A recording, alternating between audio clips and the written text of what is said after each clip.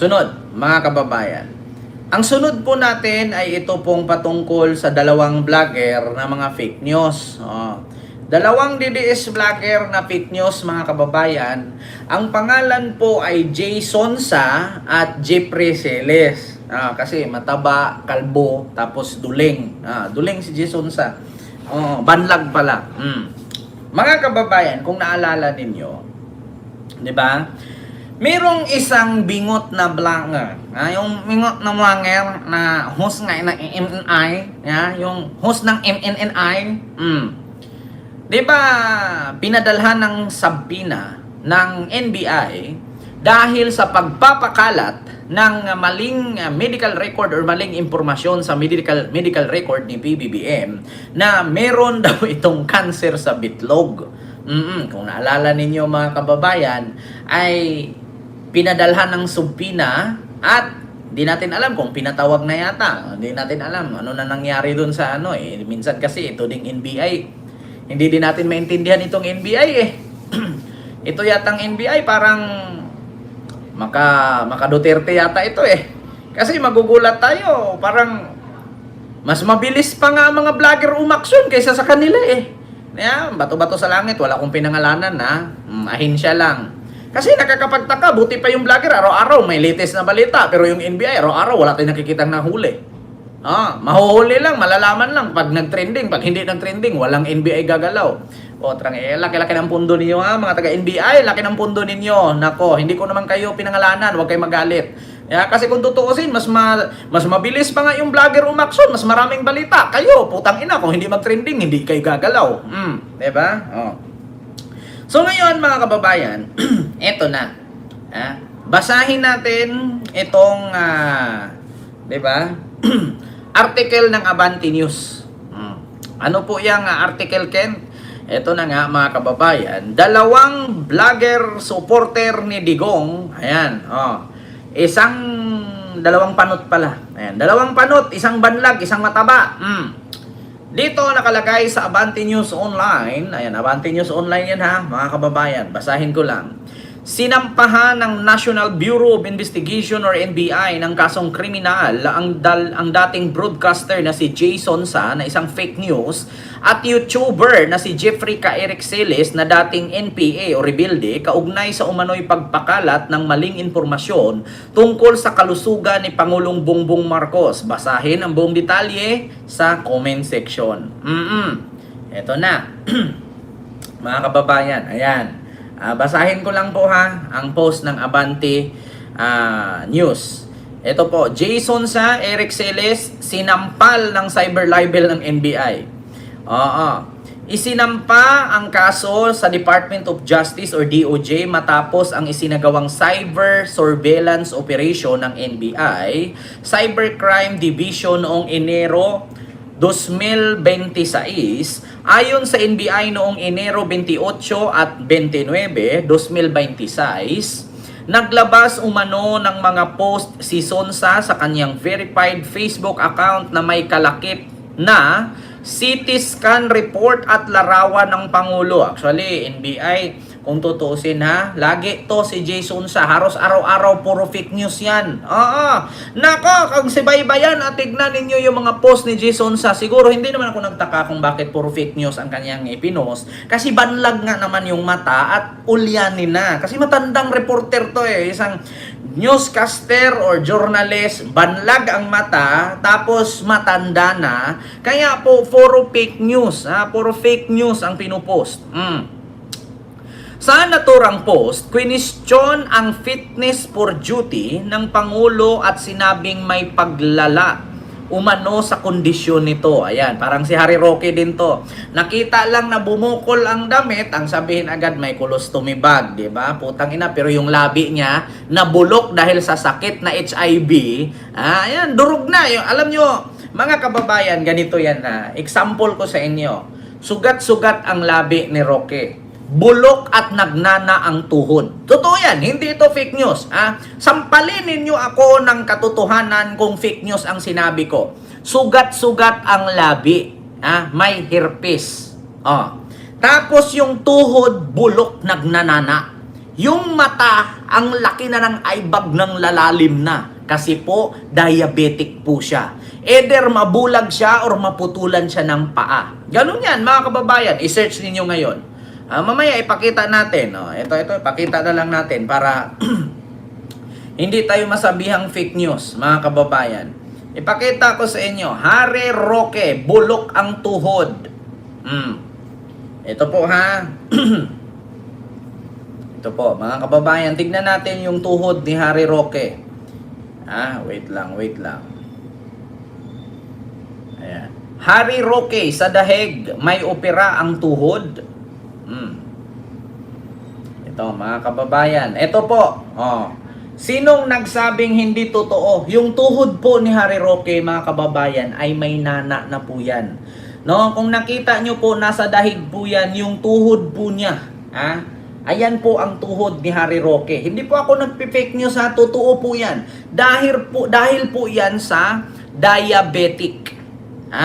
Dahil sa diabetic yan, mga kababayan, nabulok na ang kaniyang tuhod, nagnanana na. Oo, so bukod sa nagnanana, sugat-sugat na ang labi niya, naghihiwa-hiwa. Dahil yon sa sakit daw na AIDS daw, sabi nila, daw. Diba? Susunod, mga kababayan, basahin natin, continue. Sa naturang post, kwinestyon ni Sonsa ang fitness for duty ng Pangulo at sinabing may paglala umano sa kondisyon nito. Bagamat nabura o na-restrict ang original na post, na-recover pa rin ng NBI ang ebidensya gamit ang digital forensic screenshot dahil patuloy din umanong kumakalat ang nasabing informasyon sa pamamagitan ng pagbabahagi online. Ito ang masakit, mga kababayan, sa mga kapwa DDS ni Jason Sa. Bakit? Kapag nag-post kasi si Jason Sa, in-screenshot nila, ipinost din nila. Tapos, kinuha nila yung pangalan ng nag-post, tapos kakapsyonan din nila ng panibago, screenshot Jason Sa. Nagsabi na si PBBM malubha na, stage 4, colon cancer, ganyan-ganyan, acute na, malala na ang kondisyon, screenshot, ipopost. Kaya mga kababayan, minsan kasi kayong mga putang inang DDS, alam ko naman mga bobo kayo, pero hindi kayo bulag, hindi kayo bungol. Bago kayo mag-post kasi, alam nyo nang ang peke, sinare nyo pa. Edi napahamak si Jason Sa, napahamak pa kayo. Putang ina nyo, ang bubobo nyo kasi. Di ba? Alam nyo, bago kasi kayo mag-share ng mga ganyang issue, alamin nyo muna, i-research nyo, totoo ba to? Malubhan ng sakit ni Marcos? Di sana ibinalita na ng TV. Pero ang sagot ng mga DDS, bakit kami maniniwala sa balita? Mga bias yan. Mas maniwala kami sa mga DDS vlogger. Di po, tangina nyo, nagkakasuhan kayo sa isa, di ba? Mabugok kayo maputang ina nyo, mga bugok kayo, mga animal kayo. Ayaw niyong maniwala sa balita ng ABS, GMA, TV5 kasi ang sabi bayaran daw. Bias media daw. Putang ina, doon kayo maniwala kay Jason Sa. Tingnan nyo. Si Jason Sa nakasuhan ng cyber libel, putang ina nyo.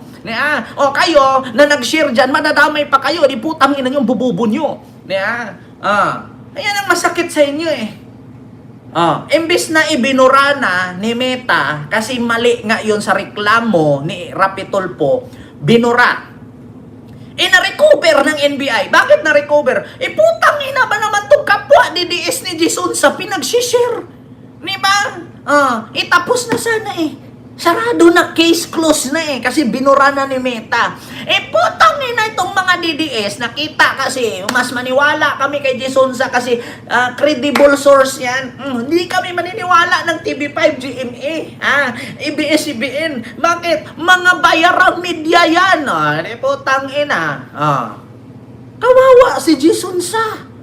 Diba? Ang bububo kasi ninyo. Putang ina nyo.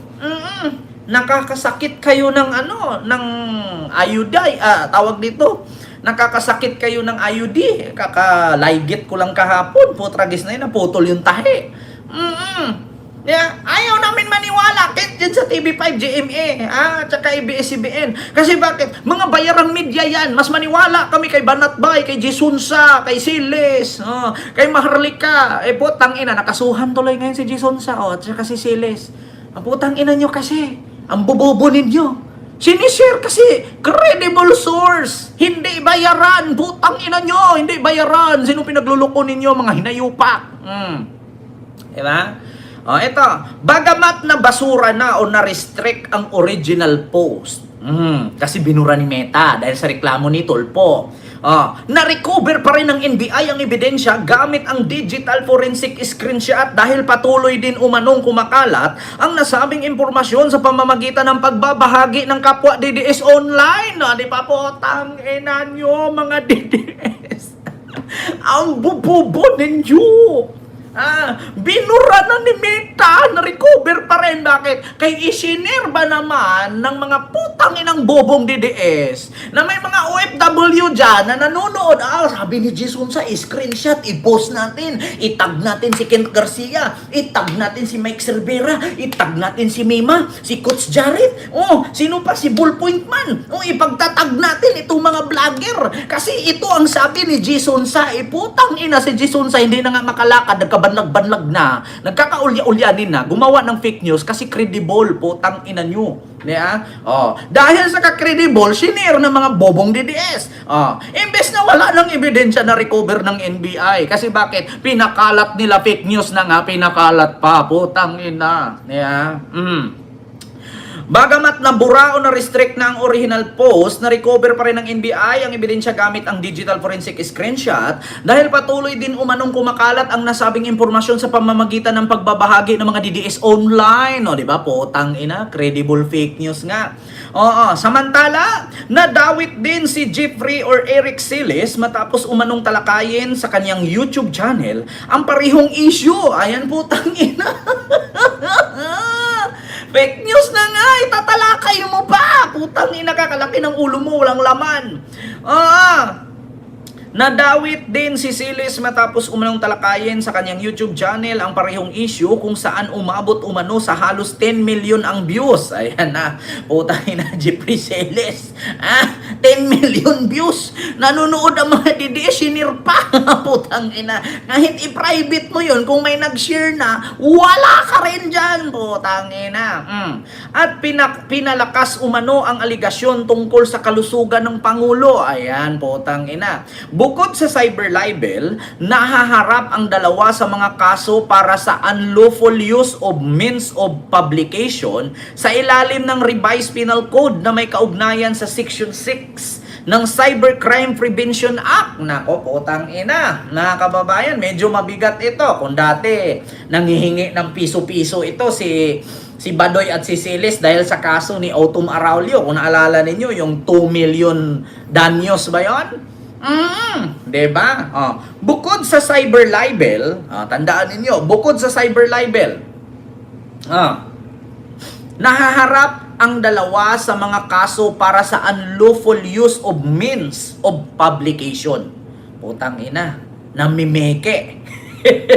Sa ilalim ng Revised Penal Code na may kaugnayan sa Section 6 ng Cybercrime Prevention Act. Putang ina.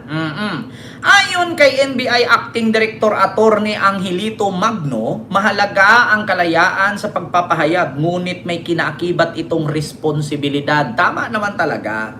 Pwede ka namang maghayag, pwede ka maglabas ng opinyon na bibis dapat sa mga balita, sa sources, may balita, may ebidensya. Hindi yung may sources ka nga, peke at gawa-gawa naman, di ba? Diyos ko. Kaya nga ako, ito, sa mga gustong mag-vlogger dyan, political vlogger, commentator, bago kayo gumawa ng content, siguraduhin ninyo na ang content ninyo ay galing mismo sa mga mainstream media tulad ng ABS-CBN, TV5, Billionaire News Channel, Net25, wag na lang SMNI, mahirap. Tapos yan, TV5, GMA, ABS-CBN, yan, Billionaire News Channel. Kasi bakit? Hindi po basta-bastang maglabas yung mga news outlet na yan kung mali ang kanilang balita. Kasi nga, makakasuhan sila, mapapasara ang istasyon nila, at higit sa lahat, matatanggalan sila ng prangkisa. Alam nyo ba na isang mali ng balita nila, bilyon ang mawawala sa kanila? Hindi nyo ba naisip? Isang maling balita dyan, bilyon ang mawawala. Kasi network yan. Not only one news, may mga advertisement yan. May mga shareholder, stockholder yan. Mga bilyonaryo ang nag-ambag-ambag para mabuo ang network na yan. Isang mali dyan, bilyon ang mawawala. Kaya mas much better kumuha kayo ng balita sa mga credible news outlet. 'Di ba? Ay, nako. Yan ang mga kababayan. No? Ito pa. Aniya, sabi ni NBI Director Angelito Magno, ayan, aniya, in an era where information can rapidly influence public perception, we remind all stakeholders that freedom of expression carries with it the responsibility to ensure accuracy and accountability, or IS. Diba? Ayan na, mga kababayan. Kaya sabi ko sa inyo, tigil-tigilan yung pagkaka-fake news kasi ninyo. Diba? Nako, meron ako nakita naman isang media outlet dyan, putang ina, yung title pa lang clickbait na. Totoo yan, mga kababayan. Ayaw ko nang sabihin, pero yung may-ari niya yung, stop!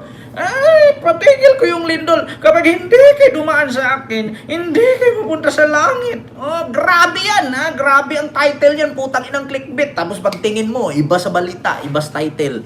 Ganyan sila, mga kababayan. Alam nyo yung news outlet ka, pero yung mga titlean mo pang vlogger. Alam nyo yun, mga kababayan, news outlet yan, ha? Pero yung mga title at thumbnail, pang vlogger.